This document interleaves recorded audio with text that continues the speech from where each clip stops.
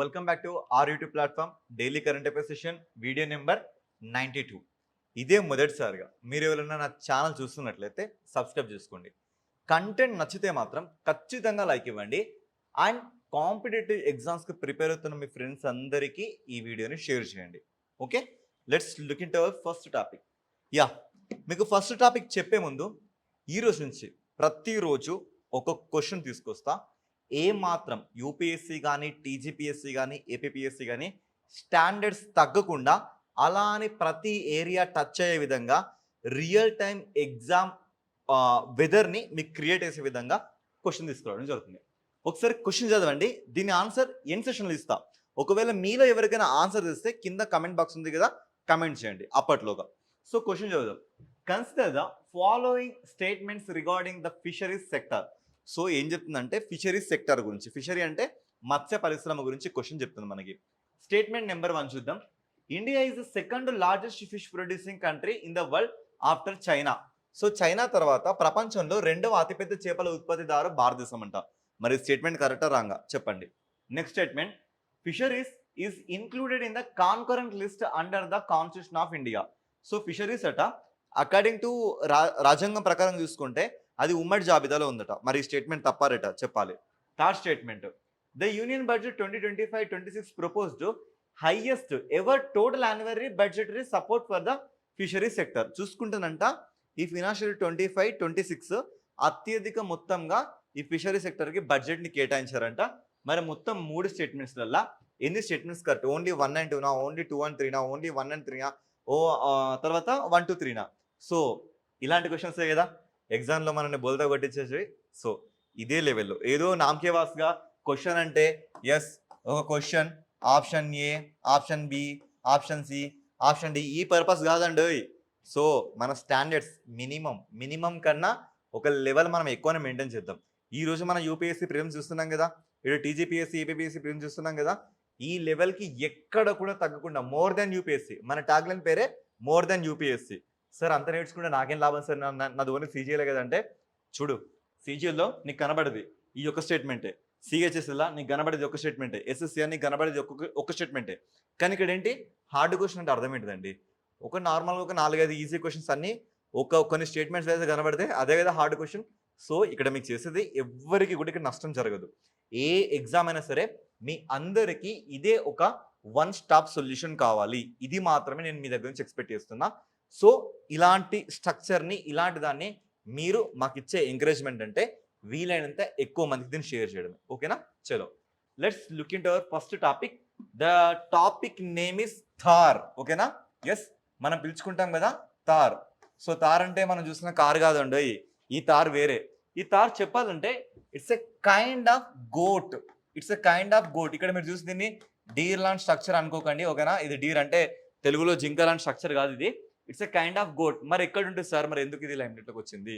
So ఎక్కడ ఉంటుందంటే it is located in the states of Kerala and Tamil Nadu. ఇంకా చెప్పాలి అంటే వెస్టర్న్ ఘాట్స్ ఉన్నాయి కదా మనకి, ఆ వెస్టర్న్ ఘాట్స్ లోపల ఇరవైకులం కానీ, అన్నామలై కానీ, ముదుమలై కానీ, ముకుర్తి నేషనల్ పార్క్ కానీ, ఈ రేంజ్లో ఇవి మనకి చాలా కనబడితే ఇప్పుడు వీటి సెన్సస్ వచ్చింది. అంటే వీటి జనాభా లెక్కలు ఇప్పుడు మనకి లైమ్లైట్లోకి వచ్చాయి. ఇందుకు ఇది మనకి టాపిక్లోకి వచ్చింది. సో నీలగిరి థార్ చూసుకుంటే this is a state animal. ఇది ఒక రాష్ట్ర జంతువు, a state animal for Tamil Nadu state. ఇక చూసుకుంటే the most recent joint census reconducted in Kerala and Tamil Nadu. Kerala and తమిళనాడులో మనం మళ్ళీ జనాభా లెక్కల్ని గమనిస్తే నీలగిరి థార్ పాపులేషన్ వచ్చేసి మనకి ఇప్పుడు ఎంత కనబడుతుంది? సో 2668 లెవెల్లో మనకు కనబడుతుంది. బట్ ఈ క్యాల్కులేషన్స్ ఏంటి? టోటల్ నీలగిరి థార్ 2025 మనకి 1303 కనబడుతుంది. ప్రీవియస్ కౌంట్ చూస్తే 1031 కనబడుతుంది. సో ఈ లెక్కలు మనం చూసుకుంటే these are in only Tamil Nadu state. చూడండి ఇక్కడ jointly conducted in what? Kerala and Tamil Nadu పరంగా మనం చూసుకుంటే. So this includes 1365 in Kerala, 1303 in Tamil Nadu. అర్థమవుతుంది కదా? సో ఇక్కడ మీకు కర్ణాటక రాలేదు. రేపు పొద్దున ఎగ్జామ్లో మిమ్మల్ని కన్ఫ్యూజ్ చేయడానికి డెఫినెట్గా కర్ణాటకని అడగడం జరుగుతుంది. సో ఇక్కడ కేవలం తమిళనాడు 1303 ఉన్నాయి, కేరళలో 1365, రెండు కలిపితే మనకు మొత్తం ఎంత? 2668 థార్స్ మనకి ఇక్కడ లొకేట్ ఉంది. కేవలం ఒక 20 కులం నేషనల్ పార్క్ కేరళను చూసుకుంటే it is the largest contiguous population. ఒక 20 కులం నేషనల్ పార్క్ లోనే దాదాపుగా 841 ఇండివిజువల్ గా ఇవి లొకేట్ అయినాయి. ఓకేనా? ఎస్. వీటి గురించి కాస్త డీటెయిల్ గా మనం చూస్తే ఈ రిపోర్ట్ మనకు వచ్చేసి బయాన్యువల్ రిపోర్ట్. అంటే ఎవ్రీ 2 సంవత్సరాలకు ఒకసారి ఈ సర్వేని కండక్ట్ చేయడం జరుగుతుంది. సో ఇది ఎందుకు? మన నీలగిరి తారు కోసం. ఇక్కడ చూస్తే Kerala and Tamil Nadu forest departments రెండు కలిపి దాదాపుగా 786 ఫ్రాంటియర్ స్టాఫ్. ఈ స్టాఫ్ అందరూ వచ్చేసి approximately 3126 kilometre on the foot of across 177 blocks. అంటే మొత్తంగా మనకి చెప్తానండి, మొత్తంగా మనకి ఈ లెవెల్లో మనకు ఉంటుంది కదా. ఇటు చూస్తే మనకి this is Kerala, this is Tamil Nadu. ఈ ఏరియా మొత్తం చూసుకుంటే మనకి దాదాపుగా ఎంతమంది స్టాఫ్ పనిచేశారు ఇక్కడ? 786 స్టాఫ్ పనిచేశారు మొత్తంగా. ఈ ఏరియా ఇదంతా మనకి ఎంత? 3126 కిలోమీటర్ రేంజ్ లో వీళ్ళందరూ తిరిగి సర్వే చేస్తే మనకి ఎన్ని తార్స్ వచ్చినాయి? 2668 తార్స్ లెక్కలోకి వచ్చినాయి. ఇక్కడ చూసుకుంటే మనకి ఫేమస్ నేషనల్ పార్క్ ఉంటుంది. ఆ నేషనల్ పార్క్ పేరేంటి? Eravikulam national park. Eravikulam national park లో మనం ఏమంటాం? Large amount of the tahrs house అని ఇక్కడ మనం మాట్లాడడం జరుగుతుంది. సో ఇట్లా part of the broader Nilgiri recovery project. So Nilgiri మీద రికవరీ ప్రాజెక్ట్ మనం ఎప్పుడు స్టార్ట్ చేస్తాం? 2022లో స్టార్ట్ చేస్తాం. ఇక వీటి యొక్క కన్జర్వేషన్ లిస్ట్ లో మనం చూసుకుంటే IUCN రిజిస్టర్ లో ఇది మనకి ఎండేంజర్ స్టేటస్ లో ఉంది. అదే వైల్డ్ లైఫ్ ప్రొటెక్షన్ యాక్ట్ లో చూసుకుంటే ఇది మనకి Schedule 1 లెవెల్లో ఉంది. ఓకేనా? నెక్స్ట్ ఇక వీటికి సంబంధించిన అనదర్ నేమ్స్ ఇంకేమైనా ఉన్నాయంటే వీటికి వచ్చేసి నీలగిరి ఐబెక్స్ అనే పేరు కానీ, సింప్లీ ఐబెక్స్ అనే నేమ్తో కానీ, లేదా వరయాడు అనే పేరుతో వీటిని మనం పిలుస్తాం. ఇవి ఏ ప్లేస్ లో లొకేట్ అయినాయి? మనకి వెస్టర్న్ ఘాట్స్. ఏ స్టేట్ లో లొకేట్ అయినాయి? కేరళ అండ్ తమిళనాడు స్టేట్ లో లొకేట్ అయినాయి. ఓకే, మరి వీటి మీద క్వశ్చన్స్ ఏమైనా పడితే ఎలా పడతాయి మనకి? So what is the IUCN red list లో మనకి ఏ లిస్ట్ లో ఉంది? మనకి ఎండేంజర్డ్ లో. Where is Nilgiri tar endemic to? So ఇది మనకి ఎక్కడ కనబడుతుంది? Western Ghats, especially in Kerala and Tamil Nadu. Next the Nilgiri tar is the state animal for which state? ఏ స్టేట్ కి ఇది రాష్ట్ర జంతువుగా ఉంది? తమిళనాడు. ఓకేనా? Yes. So next topic sea buckthorn. So చెప్పాలి అంటే ఇదొక సిట్రస్ కైండ్ ఆఫ్ ఫ్రూట్ అన్నట్లుగా. మరి ఫ్రూట్ ఇప్పుడు ఎందుకు వచ్చింది? జనరల్గా అయితే ఇది ఎక్కడ లొకేట్ అవుతుంది? మనకి లదాఖ్ రేంజ్ లో లొకేట్ అవుతుంది. ఇంకా చెప్పాలంటే the gold of Ladakh fruit అని కూడా మనం దీన్ని పిలవడం జరుగుతుంది. ఇది ఇప్పుడు ఎందుకు లైమ్లైట్లోకి వచ్చిందంటే ఇక్కడ ఒక స్టేట్మెంట్ చూస్తే the seeds of the sea buckthorn, అంటే సీ బక్థోర్న్ యొక్క విత్తనాల్ని and buckwheat grown in the cold desert of the Ladakh are the part of the experiment. So దీన్ని ఒక ఎక్స్పెరిమెంట్ లో భాగంగా కండక్ట్ చేస్తున్నారు. ఆ ఎక్స్పెరిమెంట్ ఏంటి అంటే, సో ఇక్కడ చూసుకుంటే International Space Station by NASA crew 11 mission. So crew 11 mission అని ఒకటి ఉంది నాసా. ఇక్కడ మనకి ISS ఇంటర్నేషనల్ స్పేస్ సెంటర్ లో వీటిని ఒక సబ్పార్ట్ గా అక్కడ ఎక్స్పెరిమెంట్ చేయబోతున్నారు. ఈ కాంటెక్స్ట్ లో ఇప్పుడు సీ బక్థోర్న్ అనేది మనకి వార్తల్లోకి వచ్చింది. సో ఈ ఫ్రూట్ పేరు ఏంటి? See buckthorn. ఇక ఈ సీ బక్థోర్న్ వచ్చి ఒక 2 స్టేట్మెంట్ చూస్తే సరిపోతుంది. సో దీన్ని మనం ఏమంటున్నాం? ఇది ఒక వండర్ ప్లాంట్ అని పిలవడం జరుగుతుంది. ఎందుకు వండర్ ప్లాంట్ అని పిలవడం జరుగుతుందంటే ఇది -40 డిగ్రీ సెల్సియస్ ని కూడా తట్టుకుంటుంది. అర్థమైందా? అందుకు మనం వండర్ ప్లాంట్ అంటున్నాం. అండ్ లదాఖ్ గోల్డ్ అంటున్నాం, గోల్డెన్ బుష్ అంటున్నాం, గోల్డ్ మైన్ అని కూడా పిలవడం జరుగుతుంది. Gold mine of cold desert అంటే ఎడారి. కోల్డ్ డెసర్ట్ అంటే శీతల ఎడారి. లడాక్ రేంజ్ మనం ఏమంటున్నాం? కోల్డ్ డెసర్టే కదా. సో ఇక చూస్తే దీని యొక్క సైంటిఫిక్ నేమ్ వచ్చేసి మనకి హిపోపే రామ్నోయాడ్. సో చూడండి, హిపోపే రామ్నోయాడ్ అనేది దీని యొక్క సైంటిఫిక్ నేమ్. ఇక చూసుకుంటే మనకి Europe range and Asian range లో ఇది మనకి కనబడుతుంది. జనరల్ చూసుకుంటే it is found in the tree line of the Himalayan range. మనకు కనబడుతుంది. ఇంకా చెప్పాలి అంటే లదాఖ్ లో కనబడుతుంది. అండ్ స్పితి వ్యాలీ ఇది మనకి ఎక్కడ లొకేట్ అవుతుంది? హిమాచల్ ప్రదేశ్ లో. అంటే మొత్తంగా చెప్పాలంటే ఇది మనకి హిమాలయన్ రేంజెస్ లో చాలా అబెండెంట్ గా మనకి కనబడుతుంది. ఇక దీని స్పెషాలిటీ ఏంటి? సిట్రస్ అంటే ఏంటి? ఇట్ ప్రొడ్యూసెస్ విటమిన్ సి కదా. సో అలా ఇది ఎక్స్ట్రీమ్ టెంపరేచర్ అయినా 43 degrees celsius to -40 degree celsius వరకు ఇది రీస్టెంట్ చేసుకోగలదు. సో అందుకే దీన్ని మనం వండర్ ప్లాంట్ లేదా golden bush, gold mine of the Ladakh desert అని దీన్ని పిలవడం జరుగుతుంది. సో ఇది దీనికి సంబంధించిన ఇంపార్టెంట్ థింగ్స్. మరి క్వశ్చన్స్ దీన్ని మనం ఎలా ఎక్స్పెక్ట్ చేయొచ్చు? వై ఈ సీ బక్థోర్న్ ఇంపార్టెంట్? ఇది ఎందుకు మనకి ఇంపార్టెంట్ అంటే ఇది సీ బక్థోర్న్ అనేది నీళ్ళని బంధించే ఒక మొక్క. సో ఈ మొక్కని మనం పెడితే ఎరోషన్ని, అంటే నేల కోత అంటాం చూడండి, వర్షం పడితే నేల కోసుకోపోతుందని, దాన్ని కంప్లీట్గా ఇది ఎరాడికేట్ చేస్తుంది. నెక్స్ట్, భారతదేశంలో సీ భక్తుని మనం ఏమని పిలుస్తాం? జనరల్గా దీన్ని మనం చూస్తే చర్మ లేదా లేహ్ బెర్రీ. లేహ్ అంటే అర్థం ఏంటిది? లదాఖ్ యొక్క క్యాపిటల్ కదా, ఇది మనకి లదాఖ్ యొక్క క్యాపిటల్. ఓకేనా? ఎస్. సో మనం దీన్ని లేహ్ బెర్రీ ఆర్ చర్మ అనే పేరుతో మనం పిలుస్తాం. ఓకేనా? ఇక next statement, world food programme. ఇది బేసికల్గా యునైటెడ్ నేషన్స్ ఆర్గనైజేషన్కి అఫిలియేటెడ్గా పనిచేసే ఒక ఆర్గనైజేషన్. ఇది 1961లో ఎస్టాబ్లిష్ అయింది. సెంటర్ వచ్చేసి, హెడ్ క్వార్టర్స్ వచ్చేసి రోమ్, ఇటలీలో మనకి లొకేట్ అయింది. పేర్లో ఉంది world food programme, world food programme. So చూస్తే మనకి సస్టైనబుల్ డెవలప్మెంట్ గోల్స్ నంబర్ 2 ఏం చెప్తుంది? Hunger eradication. So what is it? Hunger eradication. Hunger eradication by 2030 అనే విషయాన్ని ఇది మనకు చెప్తుంది. సో వరల్డ్ ఫుడ్ ప్రోగ్రామ్ ఏం చేస్తుందంటే, it is a large amount of the humanitarian programme. అంటే మానవత్వ దృక్పథంతో అనేక మందికి ఆకలి తీర్చే ఒక పెద్ద ప్రోగ్రామ్ అన్నట్లుగా. ఓకేనా? సో అయితే ఎందుకు వార్తలకు వచ్చిందంటే, very recently India launched a new collaborative initiative with the support of this world food programme. For what? ఎందుకు అంటే స్ట్రెంథనింగ్ ద రైస్ ఫోర్టిఫికేషన్. అంటే మనం చూస్తున్న ఈ రైస్ని బలోపేతం చేయడానికి, and supply chain management in Nepal. నేపాల్లో ఈ సరఫరా చైన్ అనేది ఇంకా మనం ఎన్హాన్స్ చేయాలని భారతదేశం ఎవరితో ఈసారి టైఅప్ అయింది? ఈ వరల్డ్ ఫుడ్ ప్రోగ్రామ్తో టైఅప్ అవడం జరిగింది. ఏం లేదండి, నేపాల్తో ఫుడ్ సప్లై చైన్ని ఇంక్రీజ్ చేయడానికి, తర్వాత రైస్ ఫోర్టిఫికేషన్ అంటే బియ్యాన్ని బలోపేతం చేయడానికి. బియ్యాన్ని బలోపేతం అంటే ఏంటి?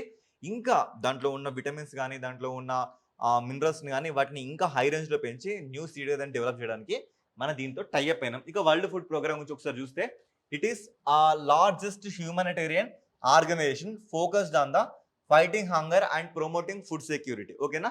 ఇది చూసుకుంటే మనకి 1961 రోమ్, ఇటలీలో ఏర్పడింది. ఇట్ ఆపరేట్స్ ఇన్ అప్రాక్సిమేట్లీ 120 కంట్రీస్లో ఇది ఆపరేట్ అవుతుంది. సో దీని లక్ష్యం ఏంటి? జీరో హంగర్ బై 2030గా ఇది చూసుకోవడం జరుగుతుంది. ఇక దీని గురించి కొద్దిగా మనం అబ్జర్వ్ చేస్తే సరిపోతుంది. థింగ్ ఏంటి అంటే, మరి దీనికి డొనేషన్స్ ఎక్కడి నుంచి వస్తాయంటే, voluntary donations from governments or any private పరంగా కానీ, గవర్నమెంట్ పరంగా కానీ ఎలానే వీటికి డొనేషన్స్ వస్తాయి. And it's a member of the United Nations development programme. ఇది యునైటెడ్ నేషన్స్కి అఫిలియేటెడ్ ఉన్న మరొక సంస్థ, యుఎన్డిపి. ఈ యుఎన్డిపిలో కూడా ఇది మెంబర్గా ఉంది. యుఎన్డిపి మనకి ఏం రిలీజ్ చేస్తుంది? పేదరికానికి సంబంధించిన రిపోర్ట్ని రిలీజ్ చేస్తుందా లేదా? అండ్ వెరీ రీసెంట్గా మనం చూసుకుంటే మనకు రిపోర్ట్ వచ్చింది. ఏంటి? SOFI report 2025. సో ఈ రిపోర్ట్ అంటే ఏంటి? State of food and nutrition in world. State of food and nutrition in world అని ఒక రిపోర్ట్ వచ్చింది. ఈ రిపోర్ట్ని మనకి నియరర్గా 5 ఆర్గనైజేషన్స్ రిలీజ్ చేస్తున్నాయి. ఈ రిపోర్ట్ మనకి ఏం చెప్తుందంటే, approximately 720 million people in 2024 are feeling global hunger అనే విషయం ఇది చెప్తుంది. అంటే 2024లో 720 మిలియన్ల మంది ఇప్పటికీ ఆకలితో పోరాడుతున్నారంట. అంటే ఆకలిని కంట్రోల్ చేయడంలో మనం కొంత బెటర్ పొజిషన్ చూపించినా, ఇది మనం 2015తో పోలిస్తే దాదాపుగా 96 మిలియన్ పీపుల్ ఈసారి అధికంగా ఆకలి బారిన ఎక్కువ మంది పడ్డారు అనే విషయం ఈ రిపోర్ట్ చెప్తుంది. అండ్ దాంతోపాటు చూసుకుంటే ఇండియాలో ఈ రిపోర్ట్ ఏం చెప్తుంది? 55.6% people still can't afford for good and healthy diet. అంటే వాళ్ళు ఇప్పటికీ మంచి ఆహారాన్ని పొందలేకపోతున్నారు, దానికి ఖర్చు పెట్టలేకపోతున్నారని ఈ రిపోర్ట్ చెప్తుంది. అండ్ దీంతో పాటు ఈ రిపోర్ట్ ఏం చెప్తుంది? 2.3 billion people are still facing food insecurity, ఆహార అభద్రతని. అంటే వాళ్ళకి ఆహార భద్రత లేదంట. సో పొద్దున తిండి దొరికితే మధ్యాహ్నం తిండి దొరుకుద్దో లేదో, మరి రాత్రి తిండి దొరుకుద్దో లేదో అనే సిచ్యువేషన్ని వీళ్ళు ఫీల్ అవుతున్నారని ఇలాంటి డేంజరస్ స్టేట్మెంట్స్ని ఈ రిపోర్టు ఇచ్చింది. సో ఇది థింగ్. రిపోర్ట్ పేరు ఏంటి? State of food and nutrition in world 2025 అని రిపోర్టు. ఈ రిపోర్ట్ మన ఈ వీడియోస్లోనే ఒక 2 or 3 days ముందు మీకు ఇది వీడియోలు చెప్పడం జరిగింది. అక్కడ మీరు దీన్ని ఇంకా బ్రీఫ్గా చూడొచ్చు. సో అదేవిధంగా మనకి వరల్డ్ ఫుడ్ ప్రోగ్రామ్ వచ్చింది కాబట్టి ఇది డిస్కస్ చేయడం జరిగింది. ఓకేనా? మరి దీని మీద క్వశ్చన్స్ ఎలా పడతాయి మనకి? Is India member of world food programme? మరి ఇండియా ఈ వరల్డ్ ఫుడ్ ప్రోగ్రామ్ ఒక మెంబరేనా? అవును మెంబరే. ఎప్పుడు మెంబర్? 1963లోనే. మరే ఈ వరల్డ్ ఫుడ్ ప్రోగ్రామ్ మనకి ఎప్పుడు ఏర్పడింది? 1961లో. ఎక్కడ ఏర్పడింది? రోమ్. ఎక్కడుంది మనకిది? ఇటలీలో. ఓకేనా? Done. Next where is the head quarters? Rome, Italy. That's it. Next India electric mobility index పేరులోనే ఉంది. Electric mobility index. చెప్పండి, ఒకప్పుడు మనం జర్నీస్కి వెళ్తుంటే మనకి ఎన్ని గవర్నమెంట్ బస్సెస్ కనబడి ఇప్పుడు ఆ డీజిల్ బస్సెస్ కనబడుతున్నాయా? మనకేంటి జేబీఎం అని ఒక బస్సెస్ కొత్తగా హైడ్రోజన్ లైక్ ఎలక్ట్రిక్ బస్ అని మనకు కనబడుతున్నాయి. అవునా కాదా? సో ఏంటి ఈ లెక్కలన్నీ ఏంటి అంటే ఎంటైర్గా మన దేశంలో ఈ ఎలక్ట్రిక్ బస్సెస్ హవా పెరుగుతుంది. మీకు అర్థమవుతుందా? ఈ రిపోర్ట్ ఏం చెప్తుందంటే రీసెంట్లీ నీతి Aayog launched India electric mobile index. ఇక్కడ చూసుకుంటే this is the first time, ఇది మొట్టమొదటిసారిగా దిస్ అ సూపర్లేటివ్ టాపిక్. ఇలాంటి థింగ్స్ మీద మనకి ఎగ్జామ్లో డెఫినెట్గా క్వశ్చన్స్ పడతాయి. ఓకేనా? It's a first of it's kind tool developed the comprehensive track and bench mark progression states and union territories. So సింపుల్గా చెప్తున్నా, స్టేట్స్ అండ్ కేంద్రపాలిత ప్రాంతాలు ఇవి ఈ ఎలక్ట్రిక్ వెహికల్స్లో వాటి పర్ఫార్మెన్స్ ఎలా ఉంది, వాటి డిఫరెన్సెస్ ఎలా ఉంది, అవి ఎన్వైర్న్మెంట్కి ఎకోసిస్టమ్కి ఎలా కాంట్రిబ్యూట్ చేస్తున్నాయి, సో దీంట్లో research and development innovation purpose ఎలా ఉంది, ఏ రాష్ట్రంలో ఎక్కువగా ఇలాంటి వెహికల్స్ ఉన్నవి, ఇవన్నీ విషయాలు మనం చూస్తున్నాం. అండ్ వెరీ రీసెంట్గా ఈ electric vehicles research and innovation విభాగంలో టాప్ పొజిషన్లో ఉన్నవేంటి? తెలంగాణ అండ్ తమిళనాడు స్టేట్లో వచ్చేసి టాప్ పొజిషన్లో మనకు కనబడుతున్నాయి. ఎక్కువగా ఈవీ వెహికల్స్ వచ్చేసి మనకి మహారాష్ట్ర అలాంటి ఏరియాస్లో మనకు కనబడుతున్నాయి. ఇక ఈ రిపోర్ట్ని మనం చూసుకుంటే ఈ రిపోర్ట్లో మొత్తంగా మనకి 100 పాయింట్స్ ఉంటాయి. ఓకేనా? 100 పాయింట్స్ ఉంటాయి. సో ఇక్కడ మనకి 3 కోర్ థీమ్స్ ఉంటాయి. పారామీటర్స్ వచ్చి చూసుకుంటే మనకి 16 ఇండికేటర్స్ వరకు దీంట్లో మనకు కనబడుతున్నాయి.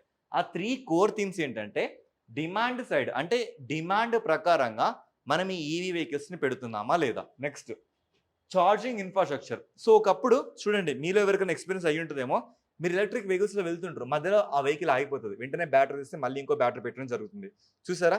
మరి అలాంటి వాటికి ఛార్జింగ్ ఇన్ఫ్రాస్ట్రక్చర్ డెవలప్ అయిందా లేదా. Next EV research and innovation status. So research and development innovation స్టేటస్లో ఇది ఎలా ఉంది అనేది ఈ మెయిన్గా ఈ 3 కోర్ థీమ్స్ని అడ్రస్ చేసుకుంటూ మనకి 16 ఇండికేటర్స్ని ప్రమోట్ చేస్తూ మొత్తంగా 100 పాయింట్స్కి ఈ రిపోర్ట్ లిస్ట్ని ఎవరు? నీతి ఆయోగ్ రిలీజ్ చేస్తుంది. ఓకేనా? నీతి ఆయోగ్ మనకి రిలీజ్ చేయడం జరుగుతుంది. And it is aligning with the national goals while addressing local needs. అంటే లోకల్ నీడ్స్ ప్రకారంగా నేషనల్ గోల్స్ ఎలా ఉన్నాయి అండ్ ఏంటి మనకి రాష్ట్రాల మధ్య, యూటీస్ మధ్య, రాష్ట్రాల మధ్య ఏ విధంగా ఈ ఎకో సిస్టమ్ బిల్డ్ అవుతుందని ఈ రిపోర్ట్ మనం చెప్పడం జరుగుతుంది. ఇక చూడండి, what is the electric mobility index of India. Electric mobility index of India అంటే అర్థం ఏంటిది? ఇది భారతదేశ విద్యుత్ మొబిలిటీ ఇండెక్స్. భారతదేశ రాష్ట్రాలు కానీ కేంద్రపాలిత ప్రాంతాలు కానీ విద్యుత్ మొబిలిటీ పర్యావరణ వైపు పురోగతిలో సమగ్ర అంచనాను ఇది అందిస్తుంది. అంతే కదా, మనకి డీజిల్ అండ్ ఫ్యూయల్స్ ఇలాంటి ఫాసిల్ ఫ్యూయల్స్ అంతమైపోయాక ఇలాంటి ఫ్యూల్స్ వచ్చినాక ఇది అబ్సల్యూట్గా ఎన్వైరన్మెంట్కి గుడ్ థింగే కదా. అలా నెక్స్ట్ భారత్లో జాతీయ విద్యుత్ మొబిలిటీ మిషన్ అంటే ఏంటి? సో చూసుకుంటే ఈ మిషన్ మనకి 2013లోనే వచ్చింది. ఏంటి? National electric mobility mission. So దీన్ని ఉద్దేశించుకుంటే మనకి 2020 ఉద్దేశించుకుంటూ దేశంలో హైబ్రిడ్ మరియు ఎలక్ట్రిక్ వాహనాలను ప్రోత్సహించడం ద్వారా జాతీయ ఇంధన భద్రతను సాధించడమే దీని లక్ష్యంగా మనం చూడొచ్చు. నెక్స్ట్ ఈ మొబిలిటీ యొక్క పూర్తి రూపం ఏంటి అంటే ఏంటి?